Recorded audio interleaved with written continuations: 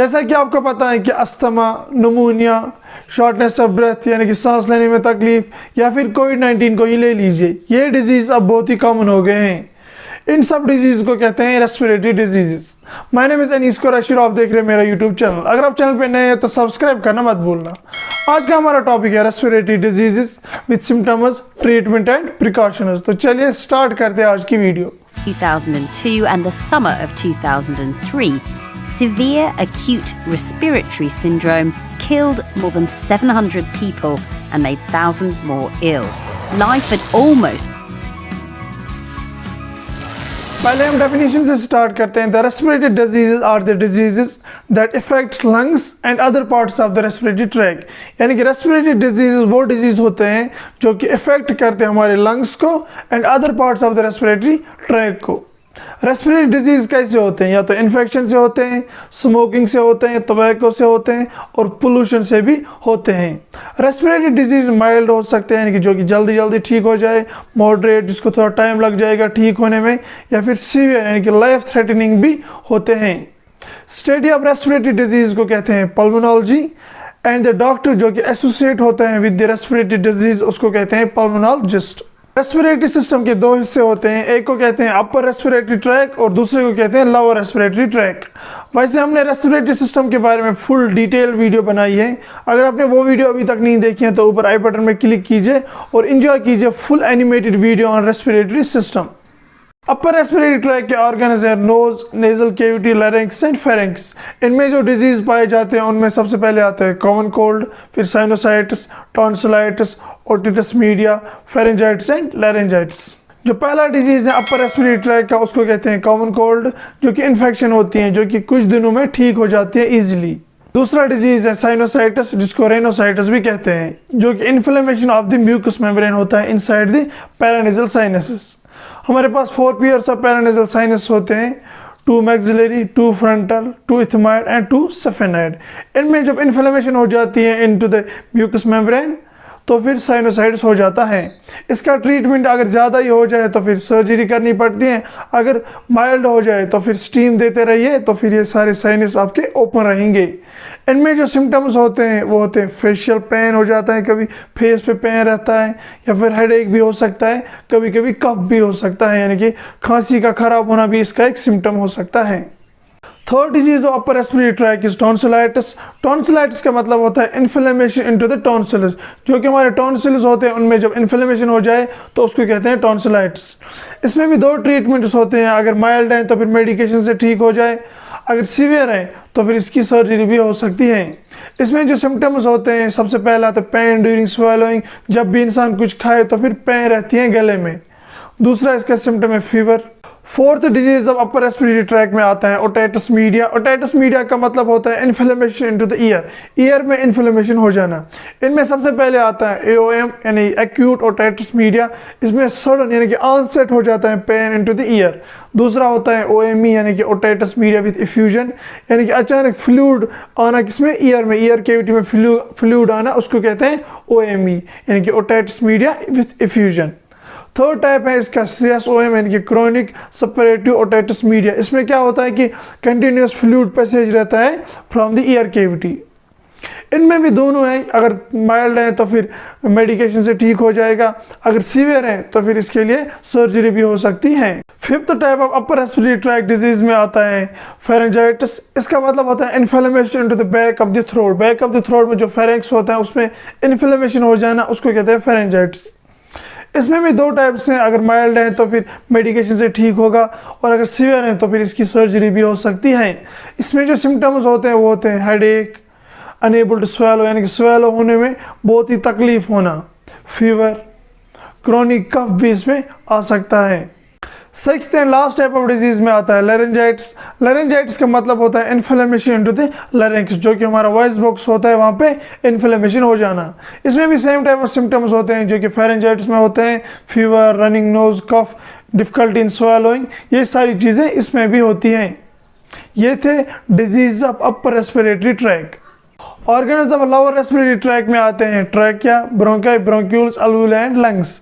इनसे जो related disease होते हैं उनको लंग डिजीज भी कहते हैं। इनमें जो सबसे पहले आता है उसको कहते हैं अस्थमा। अस्थमा का मतलब होता है क्रोनिक इन्फ्लेमेटरी डिजीज़। क्रोनिक मतलब बहुत ही खतरनाक इन्फ्लेमेटरी डिजीज़। इसमें क्या हो जाता है कि ब्रीदिंग यानी सांस लेने में इंसान को बहुत ही प्रॉब्लम हो जाती है, क्योंकि इसकी वजह से ईयरवेज ब्लॉक हो जाती हैं, क्योंकि इन्फ्लेमेशन हो जाती है उस वजह से ईयरवेज ब्लॉक हो जाती हैं, तो इंसान अच्छे से सांस नहीं ले पाता है। ये डिपेंड करता है, इसकी सीवियरिटी जो होती है वो डिपेंड करती है फ्रॉम पर्सन टू पर्सन। लेकिन अगर इसको ट्रीट नहीं किया जाए तो फिर ये लाइफ थ्रेटनिंग भी बन सकता है। इनमें जो मेन सिम्टम्स होते हैं उनमें सबसे पहले आता है कफिंग, यानी कि अक्सर खांसी ख़राब रहना, या वीजिंग, जब भी इंसान सांस ले तो वहाँ से कुछ अजीब सा साउंड आना, या फिर tightness on the chest, chest पे टाइटनेस लगना। SOB शॉर्टनेस ऑफ ब्रेथ भी इसका एक मेन सिम्टम है। इसको डायग्नोज करने के लिए हम PFT करते हैं, यानी कि पल्मोनरी फंक्शन टेस्ट। इसका ट्रीटमेंट दोनों तरीक़ों से होता है, एक तो ऑरल मेडिकेशन, दूसरा इनहेलर। इनहेलर इसमें सबसे इंपॉर्टेंट हैं, जो कि इंसान को सांस लेने में हेल्प करती हैं। अस्थमा के कुछ टाइप्स भी हैं, जिनमें सबसे पहले आता है एलर्जिक अस्थमा, फिर नॉन एलर्जिक अस्थमा, कफ फेरेंट अस्थमा, और लास्ट में occupational asthma. Second type of disease में आता है COPD, यानी कि chronic obstructive pulmonary disease. Chronic मतलब खतरनाक, ऑब्स्ट्रक्टिव मतलब ऑब्स्ट्रक्शन पैदा करती है, पल्मोनरी मतलब लंग्स में, डिजीज़ मतलब बीमारी। ये एक ऐसी बीमारी है जो कि ऑब्स्ट्रक्शन पैदा करती है, किनमें, ईयरवेज में, जिनसे क्या होता है कि शॉर्टनेस ऑफ ब्रेथ हो जाती है, ब्रेथलेसनेस हो जाती है, इंसान को सांस लेने में बहुत ही दिक्कत हो जाती है, जिससे क्या होता है कि ऑक्सीजन लेवल इंसान की कम हो जाती है। COPD में 2 टाइप्स होते हैं, एम्फिसीमा एंड ब्रोंकाइटिस। एम्फिसीमा का मतलब होता है वो इन्फेक्शन जो कि डैमेज करे अल्वोलाई को। अल्वोलाई एक टिनी ईयर सैक्स होते हैं जो कि एक्सचेंज ऑफ गैसेस करते हैं, यानी कि ऑक्सीजन एंड कार्बन डाइऑक्साइड को एक्सचेंज करते हैं। इनको ये एम्फिसीमा जो होता है वो डैमेज करता है, जिसकी वजह से ऑक्सीजन लेवल जो होती है वो कम हो जाती है और कार्बन डाइऑक्साइड की लेवल इंक्रीज हो जाती है। वैसे मैं आपको बता दूं कि COPD यानी कि chronic obstructive pulmonary disease 3rd leading death cause बन गया है ग्लोबली। अगर हम काजेज़ की बात करें, यानी कि किन किन लोगों पे ज़्यादा असर करता है, किन किन लोगों पे ज़्यादा इफ़ेक्ट करता है, जिनमें सबसे पहले आता है स्मोकिंग। वो लोग जो कि ज़्यादा स्मोकिंग करते हैं, टोबैको करते हैं, उनमें क्या होता है कि ईयरवेज जो होती हैं, अल्वोलाई, वो डैमेज हो जाती हैं। दूसरे नंबर पे आता है ईयर पोल्यूशन। वो लोग जो कि पोल्यूशन एरिया में काम करते हैं या फिर रहते हैं, उनको भी एम्फिसीमा हो सकता है। और वो लोग जिनको ऑलरेडी अस्थमा हुआ हो, उनको भी ये हो सकता है एम्फिसीमा। इस चीज़ को डायग्नोज करने के लिए हम PFT करते हैं, यानी कि पल्मोनरी फंक्शन टेस्ट करते हैं, या फिर कुछ डायग्नोस्टिक स्टडीज़ भी करते हैं, जैसे एक्सरे, CT स्कैन, ये चीज़ें भी हम करते हैं। इसके जो मेन सिम्टम्स होते हैं उनमें सबसे पहले आता है शॉर्टनेस ऑफ ब्रेथ, यानी कि सांस लेने में बहुत ही तकलीफ होना, tightness of the chest, chest पे टाइटनेस फील हो जाना, या फिर कफिंग भी इसका एक सिम्टम है। वीजिंग यानी कि जब इंसान सांस ले तो एक कुछ आवाज़ आती है, तो फिर ये भी एक सिम्टम है किसके, एम्फिसीमा के। एम्फिसीमा किसका टाइप है, COPD, chronic obstructive pulmonary disease का टाइप है emphysema. Second type of COPD disease में आता है ब्रोंकाइटिस। ब्रोंकाइटिस का मतलब होता है inflammation into the air sacs. Air sacs में इन्फ्लेमेशन हो जाना, जिसकी वजह से ऑक्सीजन लेवल कम हो जाती है। जब ईयर सैक्स में ब्लॉकेज हो जाती है, इन्फ्लेमेशन हो जाती है, तो फिर गैस अच्छे से एक्सचेंज नहीं हो पाते हैं और ऑक्सीजन लेवल इंसान की डिक्रीज हो जाती है। इनमें 2 टाइप्स होते हैं, एक्यूट एंड क्रोनिक। एक्यूट जो कि शॉर्ट टर्म होता है, 3 to 10 डेज में ठीक हो जाता है, और क्रोनिक मतलब जो कि लॉन्ग टर्म होता है, लगभग 3 मंथ्स तक ठीक हो जाता है। इनके जो सिम्टम्स होते हैं सेम ही होते हैं, shortness of breath, dry cough, कभी कभी म्यूकस कफ भी होता है, या वीजिंग ड्यूरिंग ब्रीदिंग, ब्रीदिंग के टाइम कुछ साउंड आना, ये भी एक सिम्टम है किसका, ब्रोंकाइटिस का। Third type of lung disease में आता है सिस्टिक फाइब्रोसिस। सिस्टिक फाइब्रोसिस का मतलब होता है continuous production of the thickened mucus, यानी कि कंटिन्यूस प्रोडक्शन होना किसकी, थिकनेड, एक मोटे म्यूकस की, जिसकी वजह से ईयर सैक्स डैमेज हो जाती है, फिर ब्लॉक हो जाती हैं। इसकी वजह से जो ऑक्सीजन लेवल होती है हमारी, वो बहुत ही कम हो जाती हैं। ये बोथ डाइजेस्टिव ट्रैक्ट को भी असर करते हैं और फिर लंग्स को भी असर करता है। इसमें जो होता है यही म्यूकस जो होता है, थिकनेड म्यूकस, ये ब्लॉक करता है ईयरवेज को, जिसकी वजह से एक्सचेंज ऑफ गैस अच्छे से नहीं हो पाता है। अगर हम इसके सिम्टम्स की बात करें तो सबसे पहला सिम्टम है इसका शॉर्टनेस ऑफ ब्रेथ, यानी कि सांस लेने में प्रॉब्लम होना। दूसरा इसका सबसे बड़ा सिम्टम है रिकरेंट लंग इन्फेक्शन, यानी कि बार बार लंग इन्फेक्शन हो जाना। तीसरा इसका सिम्टम है कि पुअर ग्रोथ, यानी कि कम, बहुत ही स्लोली ग्रोथ हो जाना इंसान की। फोर्थ और सबसे बड़ा इसका सिम्टम यह है कि chronic inflammation of the pancreas, liver and kidneys, इनमें क्रोनिक इन्फ्लेमेशन हो जाना। ये किसका सिम्टम है, सिस्टिक फाइब्रोसिस का। इसको डायग्नोज करने के लिए हम ब्लड टेस्ट करते हैं, स्वीट क्लोराइड टेस्ट करते हैं, डीएनए टेस्ट भी किया जाता है और रेडियोलॉजिकल प्रोसीजर्स भी की जाती हैं। फॉर एग्जांपल HRCT टेस्ट भी किया जाता है। Fourth type of lung disease में आता है निमोनिया। निमोनिया का मतलब होता है इन्फ्लेमेशन इनटू द एयरवेज या फ्लूइड जमा हो जाना इनटू द एयरवेज। ये माइल्ड भी हो सकता है, मॉडरेट भी हो सकता है और लाइफ थ्रेटनिंग यानी कि सीवियर भी हो सकता है। ये बैक्टीरियल भी हो सकता है, वायरल भी हो सकता है। कुछ लोगों में एक ही लोब का असर करता है और कुछ लोगों में बोथ लंग्स यानी कि ऑल 5 लोब्स में असर करता है। अगर हम इसके सिम्टम्स की बात करें तो सबसे पहले आता है प्रोग्रेसिव फीवर यानी कि फीवर हो जाना कंटिन्यूसली, शॉर्टनेस ऑफ ब्रेथ यानी कि सांस लेने में तकलीफ होना, चेस्ट पेन यानी कि चेस्ट में पेन हो जाना, प्रोडक्टिव कफ कंटिन्यूस कफ आ जाना, ये सारे सिम्टम है किसके, निमोनिया की। इसको डायग्नोज करने के लिए सबसे पहले फिजिकल एग्जामिनेशन करते हैं यानी कि वाइटल्स चेक किए जाते हैं, जिनमें सबसे पहले आता है टेम्परेचर चेक करना, प्रेशर चेक करना, ब्लड प्रेशर जिसको कहते हैं, पल्स चेक करना और सैचुरेशन यानी कि ऑक्सीजन लेवल भी चेक करना। उसके बाद इसके लैब टेस्ट भी किए जाते हैं यानी कि ब्लड टेस्ट भी किए जाते हैं और कुछ रेडियोलॉजिकल प्रोसीजर्स भी किए जाते हैं। फॉर एग्जाम्पल एक्सरे या CT स्कैन भी किया जाता है इस चीज़ को डायग्नोज करने के लिए। Fifth type of lung disease में आता है ट्यूबरकुलोसिस या फिर मायोबैक्टीरियम ट्यूबरकुलोसिस।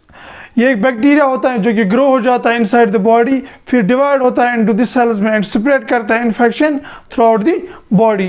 ये ब्रेन में भी हो सकता है, ये किडनीज में भी हो सकता है एंड स्पाइन में भी ये हो सकता है। कौन, ट्यूबरकुलोसिस। ये बहुत ही लाइफ थ्रेटनिंग डिजीज है। ये नोड्यूल्स फॉर्म करता है इनटू द लंग्स। इसको ट्रीट करने के लिए एंटीबायोटिक्स ली जाती हैं और इसका कोर्स भी आता है लगभग 9 मंथ्स का। लगभग 1.8 बिलियन पीपल करेंटली ट्यूबरकुलोसिस से लड़ रहे हैं। ये बहुत ही लाइफ थ्रेटनिंग डिजीज हैं जो कि इंसान का इम्यून सिस्टम बहुत ही वीक करता है।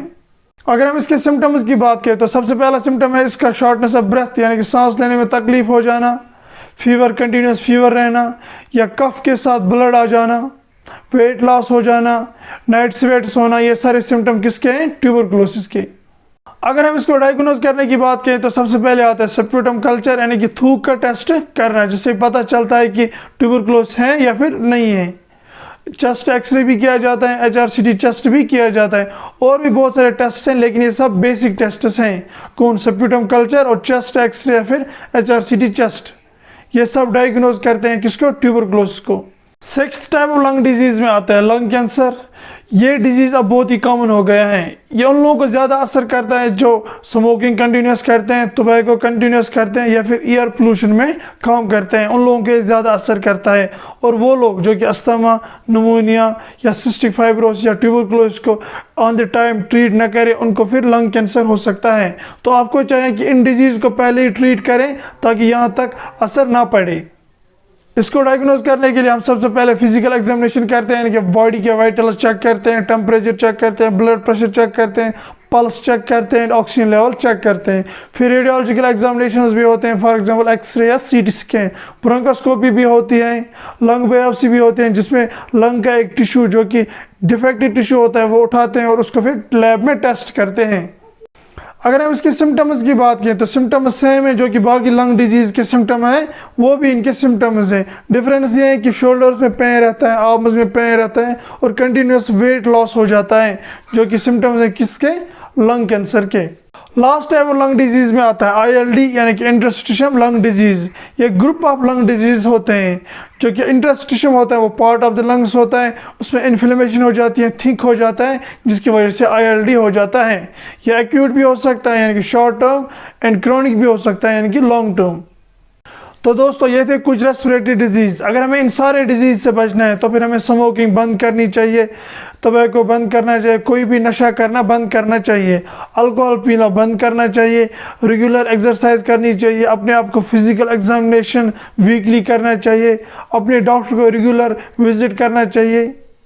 तो फिर हम इन सारे रेस्पिरेटरी डिजीज से बच सकते हैं।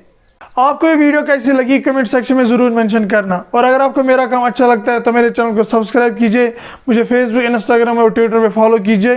तो मिलते हैं नेक्स्ट वीडियो में, तब तक के लिए खुदा हाफिज़।